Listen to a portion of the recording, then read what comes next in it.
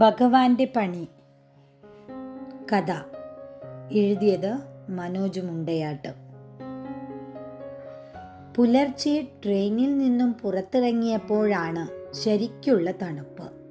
ഭഗവാൻ ലാൽ തോൾസഞ്ചിയിൽ കൈയിട്ട് കമ്പിളി വലിച്ചെടുത്തപ്പോൾ അതിൽ ചുറ്റിവച്ചിരുന്ന ആയുധങ്ങൾ ക്ലിം ക്ലിം ക്ലും എന്ന് പ്രതിഷേധിച്ചു. തലവഴി ശരീരം മൂടി അയാൾ നിലത്ത് കൂനിയിരുന്നു.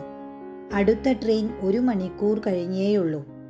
ആയുധങ്ങൾ ഉള്ളതുകൊണ്ട് ട്രെയിനിൽ തന്നെ യാത്ര മതി എന്നാണ് താക്കൂർ സാഹിബ് പറഞ്ഞത്. വേണമെങ്കിൽ നിസാമുദ്ദീനിൽ നിന്നും ബഹാദൂർഗഡ് വരെ മെട്രോ ഉണ്ട്. പക്ഷേ അതിൽ കയറാൻ ദേഹപരിശോധന കാണും. ഭഗവാൻ ലാൽ ഒരു ചായ കൂടി കുടിച്ചു. ഇന്നലെ രാവിലെ ഗ്രാമത്തിൽ നിന്നും പുറപ്പെട്ടതു മുതൽ ഇത് 5ാമത്തെ ചായയാണ്. ഇതുവരെ 50 രൂപയായി. 10 രൂപയാണ് ചായയ്ക്ക്. ഒന്ന് മുഖത്തോടടുപ്പിക്കുമ്പോൾ തന്നെ അത് തീരും. അയോധ്യയിലെ രാമപ്രതിഷ്ഠയുടെ ആഘോഷമാണ് വരുന്ന വഴി മുഴുവൻ. കടകളിലും വാഹനങ്ങളിലും നിറയെ ശ്രീരാമചിത്രമുള്ള കാവിക്കൊടികൾ, തോരണങ്ങൾ, അലങ്കാരങ്ങൾ, വലിയ കവാടങ്ങൾ. ഓരോ ഇടങ്ങളിലും കൈകൂപ്പി അയാൾ അനുഗ്രഹം വാങ്ങി. പ്രതിഷ്ഠയ്ക്ക് ഇനി 6 ദിവസം കൂടി. പോകേണ്ട സ്ഥലവും കാണേണ്ട ആളെയും കൃത്യമായി താക്കൂർ സാഹിബ് പറഞ്ഞു തന്നിട്ടുണ്ട്. എത്ര നല്ല മനുഷ്യൻ! ഇങ്ങോട്ട് വിളിച്ചാണ് കാര്യം പറഞ്ഞത്. ജയ്പൂരിൽ അദ്ദേഹത്തിൻ്റെ ഓഫീസ് മുറിയിൽ നേർക്കുനേരെ കസേരയിൽ ഇരുത്തി ഒരു കടലാസ് കപ്പ് നിറയെ ചായയും തന്നു. ഇത് ഗവൺമെന്റിന്റെ തന്നെ കാര്യമാണ്. എന്നാൽ ഗവൺമെന്റ് ജോലിയല്ല. ഹരിയാന സ്റ്റേറ്റ് ഗവൺമെന്റാണ് ആളുകളെ റിക്രൂട്ട് ചെയ്ത് ഇസ്രായേലിലേക്ക് അയക്കുന്നത്. അവിടുത്തെ ഗവൺമെന്റുമായും കരാറുണ്ട്. പുറമേ പോകാൻ നിങ്ങൾ ഒരുപാട് ശ്രമിച്ചതല്ലേ? 10ഉം 20ഉം ലക്ഷങ്ങൾ കൊടുക്കാൻ നിന്റെ കയ്യിലില്ലല്ലോ. ചായ കുടിക്കൂ. ശരിയാണ്. പുറമേ പോകാൻ ജയ്പൂരിലുള്ള താക്കൂർ സാഹിബിൻ്റെ ഏജൻസിയിൽ മുമ്പും ഒരുപാട് തവണ കയറിയിറങ്ങിയിട്ടുണ്ട്. വിദേശത്ത് എന്തെങ്കിലും ഒരു ജോലി. ഗവൺമെൻറ് കാര്യമായതുകൊണ്ട് അങ്ങോട്ടൊന്നും കൊടുക്കേണ്ട. വിസയെല്ലാം അവർ തന്നെ തരും. ഇവിടെയുള്ള ചിലവുകൾക്ക് ഒരു 20,000 രൂപ. അതും ഉടനെ തരണമെന്നില്ല. ഹരിയാനയിൽ റോത്തക്കിലാണ് ആളുകളെ എടുക്കുന്നത്. പണി കൃത്യമായി അറിയാമല്ലോ. ജി സാഹിബ്, ആയുധങ്ങൾ എല്ലാം സ്വന്തമായുണ്ട്.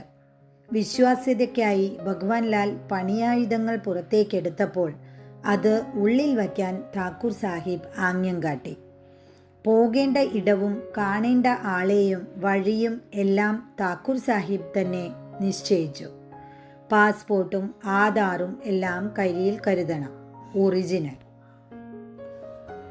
ചുറ്റും സ്വർണവർണ്ണം വെച്ച ഭംഗിയുള്ള കപ്പിൽ ചായ മോന്തി കുടിച്ച് താക്കൂർ സാഹിബ് ഗൗരവത്തിൽ പറഞ്ഞു.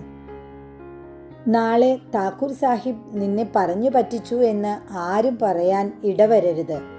ഇസ്രായേലിലേക്കാണ് പോകേണ്ടത്. അവിടത്തെ കാര്യങ്ങളൊക്കെ അറിയാമല്ലോ. അറിയാമെന്ന് ഭഗവാൻ ലാൽ തലയാട്ടി. സത്യത്തിൽ അയാൾക്ക് ഒന്നും അറിയില്ലായിരുന്നു. ആദ്യമായാണ് ഇസ്രായേൽ എന്ന പേര് കേൾക്കുന്നത്. പുറമേയുള്ള രാജ്യങ്ങളിൽ ദുബായ്, അബുദാബി, ഖത്തർ, സൗദി എന്നിങ്ങനെ കുറച്ചു പേരുകളെ അയാൾക്ക് അറിയുമായിരുന്നുള്ളൂ. ഗവൺമെൻറ്റിൻ്റെ കാര്യമായതുകൊണ്ട് സുരക്ഷയും ഇൻഷുറൻസും മറ്റും ഇസ്രായേലി ഗവൺമെൻറ് നോക്കിക്കൊള്ളും. അതിലൊന്നും പേടിക്കേണ്ട. നല്ല ശമ്പളവുമുണ്ട്. ശമ്പളം കേട്ടപ്പോൾ കുറച്ചു നേരം ഭഗവാൻ ലാൽ മറ്റേതോ ലോകത്ത് നിശ്ചലനായി ഇരുന്നു പോയി. 1,37,000 ഇന്ത്യൻ രൂപ. ഒരു കല്ലുപണിക്കാരന് ഇത്രയും ശമ്പളമോ? അതും വെറും 8 മണിക്കൂർ ജോലിക്ക്. 5 വർഷത്തെ പരിചയ സർട്ടിഫിക്കറ്റും മറ്റും താക്കൂർ സാഹിബ് തന്നെ സംഘടിപ്പിച്ചു തന്നു. റോത്തക് ജംഗ്ഷനിൽ ട്രെയിൻ ഇറങ്ങിയപ്പോൾ തണുപ്പ് വീണ്ടും കൂടി. ഇട്ടിരിക്കുന്ന ചൂട് കുപ്പായങ്ങളും ഈ കമ്പിളിയുമല്ലാതെ അയാളുടെ കയ്യിൽ വേറെ വസ്ത്രങ്ങൾ ഉണ്ടായിരുന്നില്ല. സ്റ്റേഷനിൽ നിന്നും യൂണിവേഴ്സിറ്റിയിലേക്കുള്ള 4 കിലോമീറ്റർ അയാൾ നടന്നു. താക്കൂർ സാഹിബ് പറഞ്ഞത് പ്രകാരം ശർമാജിയെ മൊബൈലിൽ വിളിച്ചു. കണ്ടുപിടിച്ചു. 7 മണിയായെങ്കിലും വെളിച്ചം വന്നിട്ടില്ല. മഞ്ഞ് മാറിയിട്ടില്ല. യൂണിവേഴ്സിറ്റി ഗ്രൗണ്ടിൽ മൂടി പുതച്ച് 1000-ഓളം ആളുകൾ. ഇവരെല്ലാം കല്ലുപണിക്ക് വന്നതാണോ? ദൈവമേ, എന്താ നീ വൈകിയത്? ശർമാജി ഹരിയാൻവി ചുവയുള്ള ഹിന്ദിയിൽ ചോദിച്ചപ്പോൾ ആദ്യം ഭഗവാൻ ലാലിന് മനസ്സിലായില്ല. നിന്റേത് കല്ലുപണിയല്ലേ? ആ ഗ്രൂപ്പിൽ പോയിരിക്കെ. ശർമാജി അവനെ ഒരു ഗ്രൂപ്പിൽ വരിയിൽ നിന്നും ഒരു ചെക്കനെ മാറ്റി അവിടെ നിർത്തി. ചെക്കന് 10 രൂപയും കൊടുത്ത് ഒരു അടിയും കൊടുത്ത് പറഞ്ഞു, ഭാഗ്. ഓരോ പണിക്കും വേറെ വേറെ വരികളുണ്ടായിരുന്നു. കല്ലുപണിക്കാർ, മരപ്പണിക്കാർ, കമ്പി വളയ്ക്കുന്ന ജോലിക്കാർ. വരിയിൽ മറ്റുള്ളവരോടൊപ്പം നിലത്തിരുന്ന് ബാഗ് തുറന്ന് തുണിയിൽ കെട്ടിവെച്ച ഉണക്ക ചപ്പാത്തിയും ബാക്കരിയും പുറത്തെടുത്ത് വലിച്ചു കടിച്ച് അയാൾ ചവയ്ക്കാൻ തുടങ്ങി. അവ തണുത്ത് മരവിച്ചു പോയിരുന്നു. ബോട്ടലിൽ നിറച്ചു കൊണ്ടുവന്ന വെള്ളവും അല്പാൽപ്പം കുടിച്ച് ഭക്ഷണമിറക്കാൻ സാഹസപ്പെടുന്ന ഭഗവാൻ ലാലിനെ കണ്ട് അടുത്തിരുന്നയാൾ സ്വന്തം പാത്രത്തിലെ പൊറോട്ട അയാൾക്കു നേരെ നീട്ടി. നെയ്യിൽ കുളിച്ചു നിൽക്കുന്ന ആലു പൊറോട്ട. നന്ദിയായി ചിരിച്ച് ഭഗവാൻ ലാൽ അതിൽ നിന്നും ഒന്നെടുത്ത് തിന്നാൻ തുടങ്ങി. അത്രയും രുചിയുള്ള ആലു പൊറോട്ട അയാൾ അടുത്ത കാലത്തൊന്നും കഴിച്ചിട്ടില്ല. പൊറോട്ട തന്നയാൾ റോത്തക്കിനടുത്തു തന്നെയുള്ളതാണ്. വീട്ടുകാരൊക്കെ പോകേണ്ട എന്ന് പറഞ്ഞിരുന്നു. ഇസ്രായേലിൽ യുദ്ധം നടക്കുകയല്ലേ, അവിടെ പണിയെടുത്തിട്ട് എന്ത് കിട്ടാനാ? അവിടെ പൊളിഞ്ഞ കെട്ടിടങ്ങൾ മാറ്റിപ്പണിയാനാണ് അവർക്ക് ജോലിക്കാരെ ആവശ്യം. എത്ര പേരെ ആവശ്യം വരും? ഭഗവാൻ ലാൽ ചോദിച്ചു. ഒരു 10,000-15,000 ആളുകൾ വേണ്ടിവരും. ഇത്രയും ആൾക്കാർ വേണമെന്ന് കേട്ടപ്പോൾ ഭഗവാൻ ലാലിന് ആശ്വാസമായി. എന്നാലും ഒരു സംശയം പറഞ്ഞു. അത്രയൊക്കെ വേണ്ടി വരുമോ? വേണം. അവിടെയുള്ള പണിക്കാരെയൊക്കെ അവർ തിരിച്ചയക്കുകയല്ലേ? അതെന്താ അങ്ങനെ? വീണ്ടും സംശയം. അവരെല്ലാം പാലസ്തീൻകാരല്ലേ? അതുതന്നെ കാരണം. എന്തിനാണ് പാലസ്തീൻകാരെ തിരിച്ചയക്കുന്നതെന്ന് ഭഗവാൻ ലാലിന് മനസ്സിലായില്ല. അത് ചോദിക്കണം എന്നുണ്ടായിരുന്നെങ്കിലും മിണ്ടിയില്ല. അടുത്തിരുന്ന മറ്റൊരാൾ കോളേജിൽ പഠിച്ച് പാസ്സായിട്ടുണ്ട് പോലും. അയാളെ എന്തായാലും എടുക്കുമായിരിക്കും. അയാളാണ് ഭഗവാൻ ലാലിൻ്റെ മനസ്സിലെ സംശയത്തിന് ഉത്തരം പറഞ്ഞത്. പാലസ്തീനുമായാണ് ഇസ്രായേൽ യുദ്ധം ചെയ്യുന്നത്. പാലസ്തീൻ ആദ്യം ഇസ്രായേലിനെ ആക്രമിച്ചു. പക്ഷേ ഇപ്പോൾ ഇസ്രായേൽ അങ്ങോട്ട് ആക്രമിക്കുകയാണ്. ആ ദേഷ്യത്തിലാണ് ഇസ്രായേലിലുള്ള 10,000-ഓളം പാലസ്തീൻ ജോലിക്കാരെ അവർ തിരിച്ചയക്കുന്നത്. ലോകത്തിൽ എന്തെല്ലാമാണ് നടക്കുന്നത്? താൻ ഇതൊന്നും അറിയാതെ പോയല്ലോ. അക്ഷരങ്ങൾ കൃത്യമായി വായിക്കാൻ സാധിച്ചിരുന്നെങ്കിൽ പേപ്പറിൽ നിന്നും മനസ്സിലാക്കാമായിരുന്നു. 4ാം ക്ലാസ് വരെ പഠിച്ചെങ്കിലും വലിയ വിവരമൊന്നും ഉണ്ടാക്കാൻ സാധിച്ചില്ല.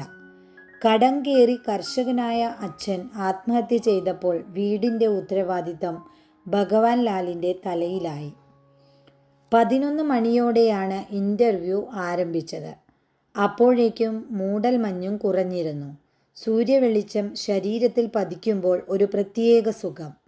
ഗ്രൂപ്പിൽ നിന്നും ആളുകളെ വേറെ വേറെ ഇടങ്ങളിൽ കൊണ്ടുപോയി. കൂട്ടിയിട്ട ഇരുമ്പ് കമ്പികൾ ചിലർ വളച്ചു കാണിക്കുന്നു.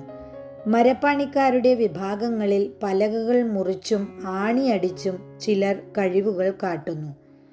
ക്യാമ്പസിനടുത്തുള്ള ഒരു കെട്ടിടത്തിൻ്റെ പുറത്തായി ഇഷ്ടികകൾ കൊണ്ട് അനേകം തൂണുകൾ ഉണ്ടാക്കിച്ച് പ്ലാസ്റ്റർ ചെയ്യാനാണ് ഭഗവാൻ ലാലിൻ്റെ ഗ്രൂപ്പിന് കിട്ടിയ നിർദ്ദേശം. സിമൻറ്റും വെള്ളവും പൂഴിയും ചേർത്ത് മനോഹരമായി ഭഗവാൻ ലാൽ പണി ചെയ്തു. സത്യത്തിൽ അയാൾ ഒരു നല്ല പണിക്കാരനായിരുന്നു.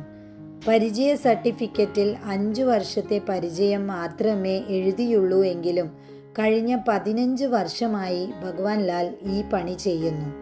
പാസ്പോർട്ടും ആധാറും അവിടെ കാണിച്ച് കോപ്പികൾ കൊടുത്തു.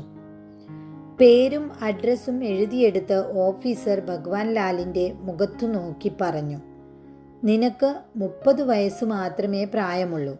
കണ്ടാൽ 45 പറയുമല്ലോ. അതിന് ബീഡിക്കറ വീണ്ട വലിയ പല്ലുകൾ കാട്ടി ഭഗവാൻ ലാൽ ചിരിച്ചു. വിശദ വിവരങ്ങൾ പിന്നീട് അറിയിക്കും. 4 മണിയാകുമ്പോഴേക്കും പുറത്തു വന്ന ഭഗവാൻ ലാലിനോട് ശർമാജി പറഞ്ഞു, ചായ കുടിക്കാം. നിങ്ങൾക്ക് കിട്ടാൻ സാധ്യതയുണ്ട് എന്നാണ് എനിക്ക് അറിയാൻ സാധിച്ചത്. വിശദ വിവരങ്ങൾ താക്കൂർ സാഹിബ് പറഞ്ഞു തരും. പണവും അവിടെ കൊടുത്താൽ മതി. ഭഗവാൻ ലാലിൻ്റെ കണ്ണ് നിറഞ്ഞു. കൈകൾ കൂപ്പി അയാൾ ശർമാജിയോട് പറഞ്ഞു, എല്ലാം നിങ്ങളുടെ അനുഗ്രഹം. ഈ ജോലി കിട്ടിയാൽ നിന്റെ ഭാവി സുരക്ഷിതമാകും. ഇവിടെ നിന്നിട്ടെന്താ? എന്തെങ്കിലും ജോലിയുണ്ടോ? 32 കൊല്ലം മുമ്പ് പൊളിച്ച പള്ളി ഇപ്പോഴാണ് ഇവിടെ അമ്പലം കെട്ടുന്നത്. അവിടെ 6 മാസം മുമ്പ് പൊളിഞ്ഞത് അവർ ഇപ്പോൾ തന്നെ കെട്ടിത്തീർക്കുന്നു. സംഗതി ശരിയാണെന്ന് ഭഗവാൻ ലാലിനും തോന്നി. പക്ഷേ എന്തുകൊണ്ടാണ് ഇവിടെ അങ്ങനെ? ഇവിടെ കോടതിയും മറ്റും പറഞ്ഞത് കേട്ടല്ലേ ജീവിക്കാൻ പറ്റൂ? നിന്റെ ജീവിതം എന്തായാലും സെറ്റായി. ഇനി അങ്ങോട്ട് പല രാജ്യങ്ങളിലും ഇതുപോലെ ആവശ്യങ്ങൾ വന്നുകൊണ്ടേയിരിക്കും.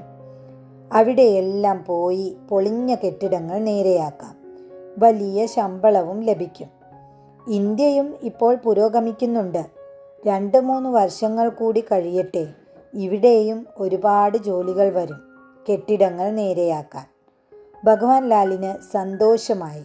കുറച്ചു കാലം പുറത്തുപോയി ജോലി ചെയ്ത് പണം സമ്പാദിക്കണം. പിന്നെ നാട്ടിൽ വന്ന് ഇവിടെ തന്നെ പണിയെടുക്കണം. ഇവിടെയും ഒരുപാട് അവസരങ്ങൾ വരുമെന്നാണല്ലോ ശർമാജി പറഞ്ഞത്. സത്യമായിരിക്കും. അവരെല്ലാം വലിയ ജാതിക്കാർ. മറ്റുള്ളവരെ പോലെ വെറും വാക്ക് പറയില്ല.